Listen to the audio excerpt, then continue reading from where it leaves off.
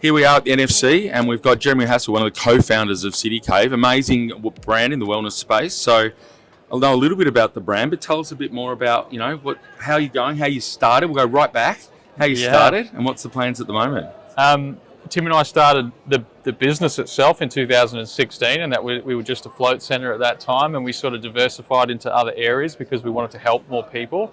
We were seeing a lot of people coming in, and wellness it wasn't even really a trend at that time in 2016, but we found there was a really big need for our services that we were providing and getting people to take a step back and take a breath, I guess, in their daily life. So we just decided we wanted to help more people. So we opened a second location, we diversified in our product mix. After that point, I guess we learnt what not to do, as in add too many services instead of being everything. Where was the first location? In James Street in Brisbane. Oh, right, cool. Yeah, and then our second one was in Paddington, Rosalie in Brisbane. So we had somewhat of a business model that we had mustered up in our heads, which was kind of like a hybrid of all the different things that we had, but just a condensed version. So that was a little bit more economical, less labour intense. So was it like floats, sauna? Flotation therapy, infrared sauna, and massage is what we landed on at the sort of around. The first one had all that. No, the first one just had flotation. Just flotations. The second one had an infrared yoga studio. We had psychologists, Oh, wow. nutritionists, You did it all. hypnotherapy. We had everything. And in becoming trying to be everything to everyone, we become nothing to anybody. So we created this hybrid model, which was a bit more of a economic engine, I think, that seemed to make sense to us. And we decided to franchise to give the opportunity to other people because, it was a tough space to be in. When did you think you got the I don't want to say the services right? I think you're 76 stores now. Yeah. How many stores did it take you to nail that model of success? Yeah, so we pretty much from the get-go. So after our trial by fire on our own expense, around middle of 2018 was when we were like, this is the model that makes sense. So we went to market then and sold our first franchise in September 2018. So when you had two? Yes, when we had so two. Your third site was a franchise site? Yeah. Yeah, it's interesting getting that model right, understanding what the modalities or what are the services that you're going to provide, and also the financial, doing the model behind that. I know that, a lot of franchise systems, that's on the run. I know. And they're getting it right as they're going. And so it's great that you're able to land on it. And obviously, the fact that you've got to 76, that they're making some money. So they're happy. Why did you decide to go franchising instead of just keep going, with your own chain? Yeah, it's a good question. Me and Tim actually come from a building background previously. And luckily, because when we opened the first location, we invented our float pool, so our open float room. And we found so many challenges with the build because there's 400 kilograms of Epsom salts in this bath of about a foot of water. So that salt kills, eats everything. So where you put the pumps, what kind of heaters do you use, what kind of filtration system, what kind of silicone. We kind of had a good background of that type of knowledge, and we knew that anyone else coming into this industry would either find it way too hard to get to where we got to, or they would just walk away from it completely because they couldn't get over the hump. So we decided that franchising was a good opportunity for us because it would protect our industry. That's right. Yeah. So with that, the franchisees, those early franchisees, a lot of people talk about that sort of dirty dozen in the first few. So how many of them are still around, and did they have the right skill set that you brought in, or did you have some challenges?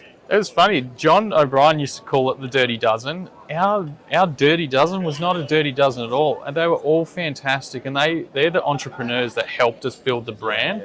We had a really good, solid connection with those first franchise owners so that we could get the feedback from them as to what it was our franchise needed. Because, we're not academics. Tim and I are tradies, We didn't know what we needed, and everyone can give you the advice, but I think when you really listen to the people, which is your first franchise owners, they teach you what you need. Yeah. And then also they became the trainers for our other franchise owners. So they all had buy-in and everyone had a hand on this. And did they take on more than one location? Yeah, so all of our first 10 are all multi-unit franchise owners. So we've only got 35 franchise owners. Oh, wow. Yeah. Okay, so for 76 stores, you got 35 franchises. Yeah. Okay, cool.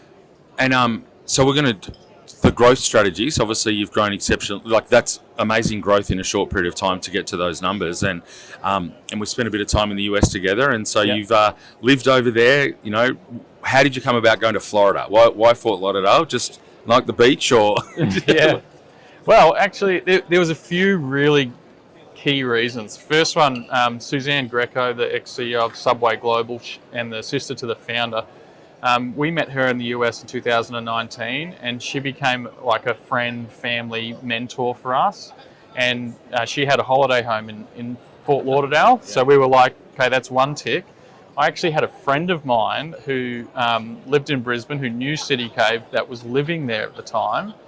He's an Australian guy, and we kind of put the two and two together. Plus, I think South Floridians are the most... Floridians. Yeah. They're the most... like a disease. I know.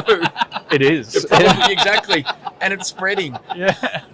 But they're the most like for like when it comes to the Australian consumer because, you know, they're health conscious. I always tend to find when you're near a beach or ocean, you've got to take your shirt off. You're a little bit more health conscious. Yeah. Not like in Canada where it's really cold. Everyone wears jackets. They leave their shirts on, thank Or God. Scotland. They're called bears. You can let it go a little bit. So those three key reasons, and Florida was the best state for franchising. Yeah, it's interesting. Sorry, I'm going to do Yeah, this. yeah. But in terms of franchising, having been there, like Texas and Florida, which is your next location, Yes. they're real hubs for the franchise community over there. And that's quite funny. See people just walk into it. It's that casual. He's done that 3 times. Oh, nice. Good. But yeah, so Regular. yeah. Regular on the show. So your second location that you're about to open, I know that your franchisee's out here in Australia at the moment doing the Yes. training. So exciting times. So the second one. So your partner Tim was based in Fort Worth. Yep. Loving life in Texas. So how did you come? Why Texas? Why would that second? Again, like you said, Texas is the second best state for franchising. There's great franchise talent. America's quite big, and in Australia, And there's good money. yeah. But it's also challenging in Australia to find good franchise talent because there's not many of us, and we've only got 3 major states. So Texas is a really big hub. Plus, it's an easy, overnight flight to get there. So it's an 18-hour flight. So when you think about back to growth plans, so 76 in Australia, is there room for more here in Australia? Yeah. Like, what do you, is it another 50? Yeah, funnily enough, when we first started, we were like, okay, we're going to start our franchise journey. Tim, you write how many you think we can do, and I'll write how many I think, and then let's compare notes. Yeah. And we both looked at each other and we turned our board around and it said 50 on it. And Really? we were like, Wow. that's where we're going. So we got to 50 within 3.5 years. That's amazing. It's just amazing. And then I think we thought 250 in Australia. Okay. But my thinking at the moment is I would prefer to have around 150 to 200. I think that's a safer, better number. Yeah. And then it still gives us the ability to grow in the next 5 to 8 years. And US, I mean, is the sky's the limit, right? Yeah, the number's a bit bigger. 1,500. 1,500. Yeah, whatever. Yeah.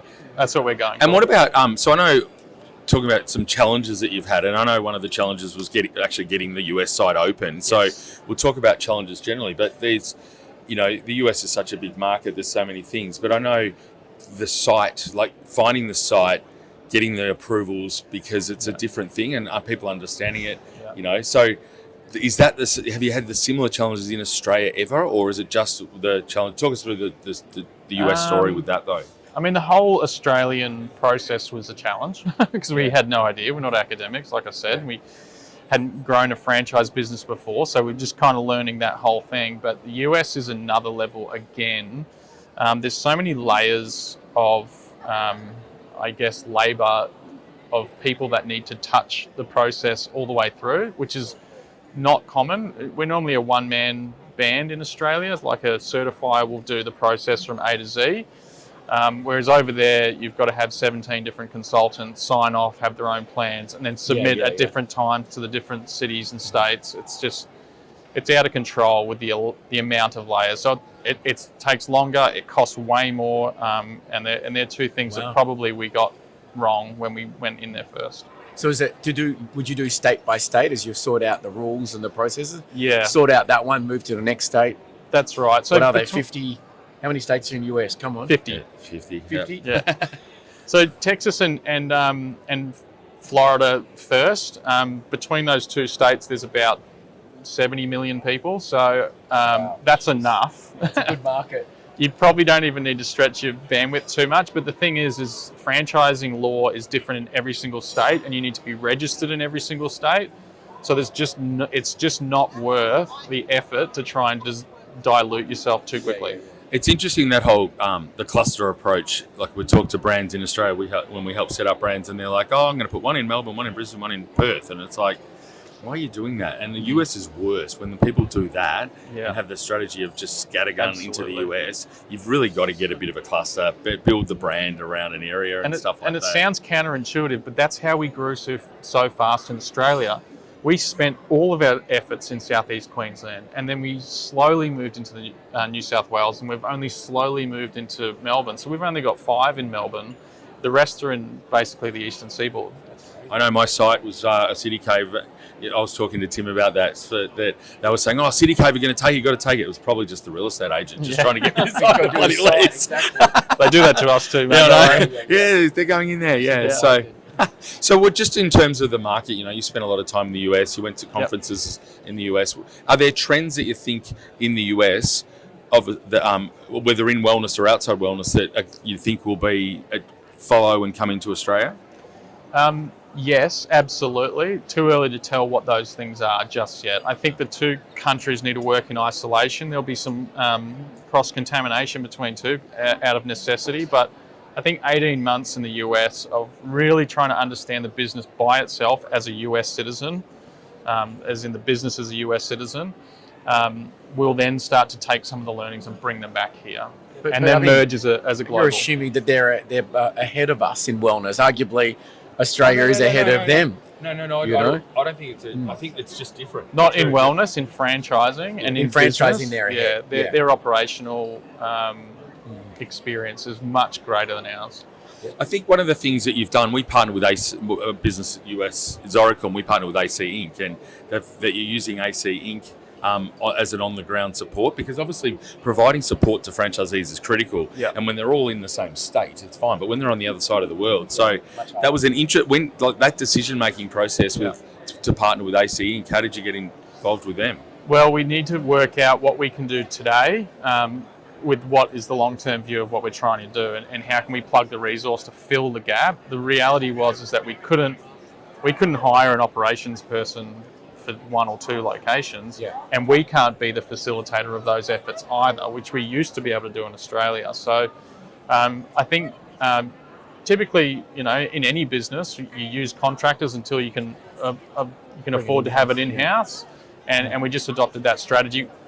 We didn't even know that it was actually even possible to outsource your business coaching and outsource your field managers. So that was a fantastic learning for us, and I wish there was something like it in Australia. And being the technology guy here, I'd love to know how much that's playing in your business. Really? Oh my gosh! You don't even need to say anything. Another podcast episode. Oh my god! No, we're going through a point of sale changeover at the moment currently, and just like everyone else, we have all of these different tech platforms that we use. I think it's about consolidation, and then trying to look at different areas of AI that can maybe be a gatekeeper, or at least a house of information for all the different things that we use, so that people only have to go to one place rather than having to use all the separate platforms. I'm going to leave that conversation to outside another podcast, because that could go deep. And I did speak to Tim about it as well, about what you've been doing. So thank you very much for spending some time with us. Enjoy the rest of the conference. Yeah. See you later.